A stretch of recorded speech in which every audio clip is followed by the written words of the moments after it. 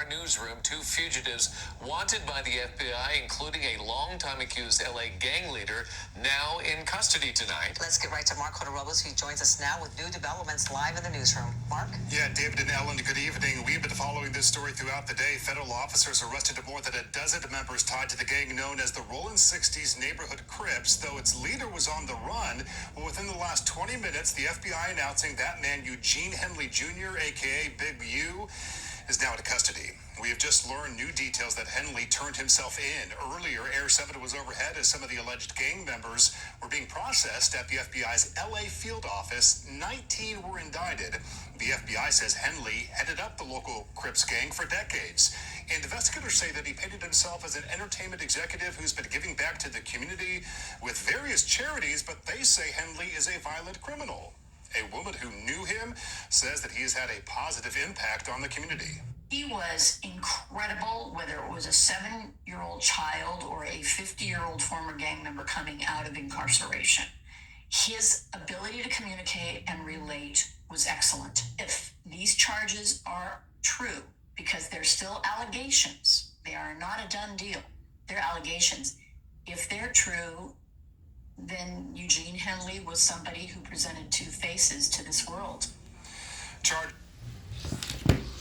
Good morning. Happy Thirsty Thursday. Yeah, so, but you know how we do. Before we go on, just a couple of little things I want you to do. Just want you to, like, subscribe. If you got any time at all, you can comment on there.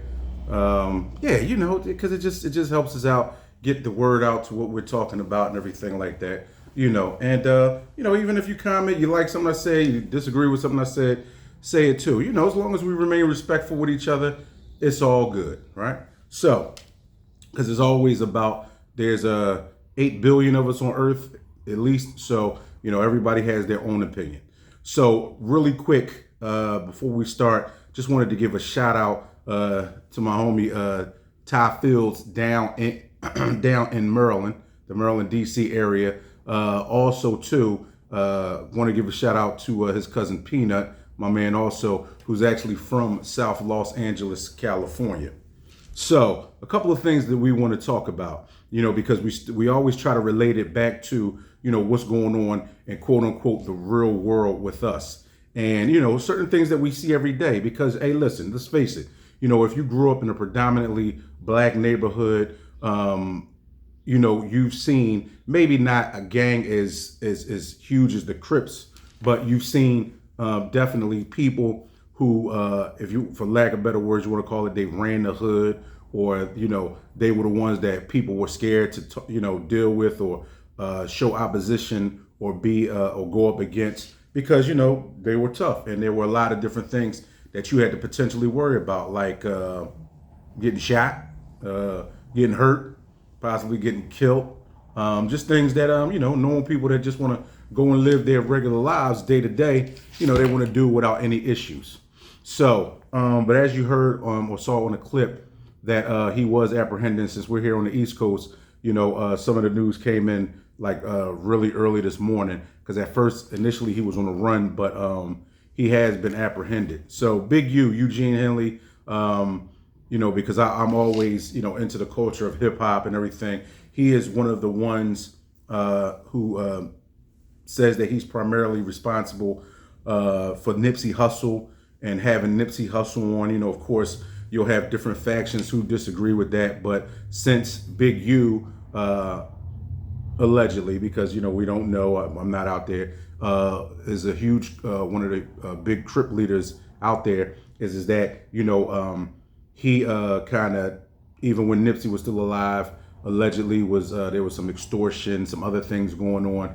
So, I mean, who knows down the line how, Nipsey Hussle may be tied into this entire thing.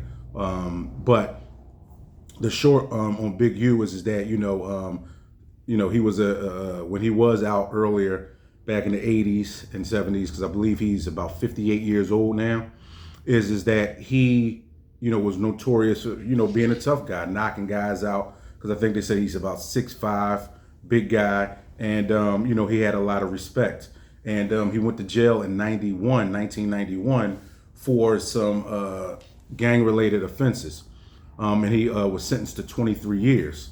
But when he came out, a lot of the talk was that he did a lot of reform, and he wanted to be more of a help to the community as opposed to being a hindrance. And he wanted to bridge alliances between gang members and police and the community, so it could be a much more harmonious place, which we see and we know a lot of people have come out to try to do. Like, for instance, here in Philadelphia, Meek Mill has tried to do a lot as far as speaking out about prison reform. And so a lot of the guys, especially after they do well for themselves, and you get a little older, you want to see hopefully a little better. But in this case, if a lot of this stuff is true, and I got to give a shout out to Poetic Flacco, because I check out his channel a lot, and he had a lot of the things broken down on there, so you can go check him out also. But the thing is that one big thing that he pointed out that was major, well, actually two big things. The one thing, because we can never overlook it, allegedly he was paying for, Big U that is, was paying for studio time for this one guy, a rapper, and he had taken him, he had set up an Airbnb situation and sent him down to Las Vegas, which is like 3.5-4 hours drive away from LA, and found that the guy wasn't, showing up to rap. He was basically partying, I guess, or doing whatever. But anyway, the end result was that after some type of altercation with Big U, the rapper was found dead 6 hours afterward. But allegedly that they think that he may have had something to do with that. But once again, none of that stuff has been proven. But a bigger issue is that the FBI allegedly has him on tape and on camera extorting certain people, in particular a cannabis owner that was in South Los Angeles. And basically it's alleged that Big U had a squad of guys going and threatening the guy, and the guy was alleged to have to pay Big U wanted $25,000 a month, and at a certain period of time, you know how it goes, you get tired of being bullied, so the guy said, no, I'm not giving it to you. So then Big U sent X amount of people around there. I think they arrested anywhere between 12 to 20 gang members or people affiliated, and so they decided to start videoing it and taking surveillance. So as they took surveillance, they saw that, there's this guy, he's the guy is making the drops as far as the extortion. The cannabis store owner was coming by and making the drops. And then once Big U kind of felt like he was or knew that his phones were being tapped, he started getting others to meet the guy to make drops. And, the guy started working with the police. And what I mean by the guy, I'm talking about the cannabis store owner, dispensary, is because, it started to become too sporadic. So after they worked out that he no longer had to pay the $25,000 after he was robbed, and the store was stuck up, stuff taken from even not just the owners, but cash and even the other patrons that were in there to buy marijuana. So what the guy said, because I think they look at him as victim one, he's saying that basically Big U started to get really sporadic with it. So, if they agreed, hey, look, I'll give you $2,000 at the end of the week, Big U would just call him and say, hey, look, no, I need to get a birthday present or a present from somebody. So it's $3,000 or it's whatever it is. And like I said, once again, Poetic Flacco does an excellent job breaking it down on there. So go check it out. But for our purposes, what I want to talk about is that when you start getting to these ages, when we start, as I hear a lot of the young ladies say, yeah, when I got to that big age or when I got to that point, we really have to start thinking about what consequences can be for our actions. Now some of us have lived a tougher life. Some of us have more of a storied reputation, right? But the thing is that how far is the reputation going to take you if you can no longer enjoy the fresh air, enjoy this freedom. Because a lot of times you'd rather just be a person who, could be out here just trying to do the right thing. And even if you were incarcerated, because some of my closest friends have been incarcerated, right? But what I've seen from them is they've come out and they've done what they were supposed to do. Are there little bumps in the road? Yeah. But unfortunately, what they're basically trying to hit Big U with are RICO charges, and saying that he's still running a criminal empire. All right. So, which would show that he was probably a lot deeper into it than what most people thought. Most people thought that he was really being a community activist. I believe he was getting money from different organizations to try to promote positivity in the neighborhood. Like I said, alliances between gangs and the community, which we all know is tough because, you always still want to have people that want to do what they want to do. But I think the biggest lesson for me out of this is that, because aren't we all tempted? Aren't we all tempted at times to do the wrong thing? Don't you sometimes, you may get a friend that has a play or something going on and you think to yourself, well, you know what?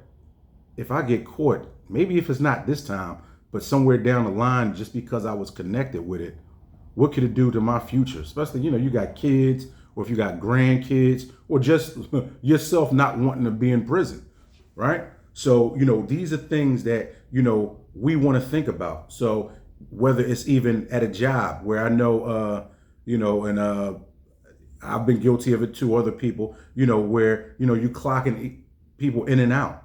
You're doing different things to potentially get you either fired, arrested, any of that kind of stuff. So the story for me is that, and hopefully for a lot of people out here is that, when you get 58, they say the life expectancy of a man, especially a black man in this country, I believe is 70. I think the average is 73 or something like that. So who wants to spend possibly the remainder of their life in jail at that old? Can you imagine getting locked up at 58 years old for those types of charges? And this is why when I talk about it, because the way I approach life now is that, after you start getting a certain age, you have to start looking back to what type of example am I setting for kids? Yeah, you still should, I don't care what age you are, you should still live your life. You should still enjoy your life. But at a certain point, you got to say, how do the kids perceive me with doing this? Is the reason why, and I had conversations with friends, and a lot of them disagree with me on it. But these are the reasons why I no longer appreciate Serena Williams in all blue crip walking, because it's no joke. It's no joke. Back in the day, you might know people were in a gang. You might know people were in the streets doing stuff, but it was never glorified to be a street guy. It was never glorified to be a criminal, because you know why? And we didn't even have social media back then. We didn't even have everybody with a Ring doorbell camera back then. And guys still stuck to a code, right? They still stuck to a code where they said, hey, look, I ain't talking about that. I don't know what you're talking about. If you ain't see it, I don't know what you're talking about. Now that's the thing to do. I'm such and such streetnigga.com. And excuse me using that word, because I told you I don't like using it. But why do we, especially as black men, why does that have to be a thing? Right? Why does that have to be a thing? But, hey, that's not up for me to decide. All I know is that I could try to live the best possible life I can, and I hope you try to do the same things. So, just wanted to check in early with you on that. And hey, listen, enjoy your Thirsty Thursday. All right? Enjoy it legally. All right? And have fun. And remember, live life. Don't let life live you.